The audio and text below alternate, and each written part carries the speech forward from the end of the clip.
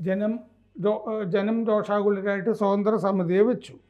അവർ മന്ത്രിമാരുടെ മുകളിൽ കുറ്റം ചാർത്തി. എന്നിട്ട് ഇതൊരു മൊത്തം കവറപ്പാണ് നടന്നതെന്ന് അവർ പറഞ്ഞിരുന്നു. ഈ സംഭവത്തിനെ സംബന്ധിച്ചിട്ട് പലരുടെയും ജഡങ്ങൾ തിരിച്ചറിഞ്ഞിരുന്നില്ല.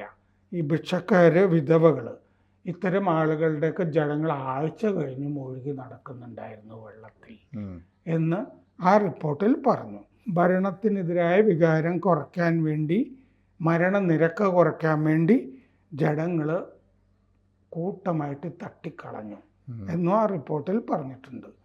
പിന്നെ ആ ഔദ്യോഗിക റിപ്പോർട്ടിൽ കേന്ദ്ര ആഭ്യന്തരമന്ത്രി ഡോക്ടർ KN കഡ്ജു സാധാരണക്കാരനെ പോലെ കുംഭമേളയിൽ പങ്കെടുത്തു എന്ന് പറഞ്ഞിട്ടൊരു പ്രകീർത്തന വാചകവും ഔദ്യോഗിക റിപ്പോർട്ടിലുണ്ട്. കൂടുതൽ വാർത്തകളും വിശേഷങ്ങളും നിങ്ങളിലേക്ക് എത്താൻ ABC മലയാളം സബ്സ്ക്രൈബ് ചെയ്യുക, ബെൽ ബട്ടണും അമർത്തുക.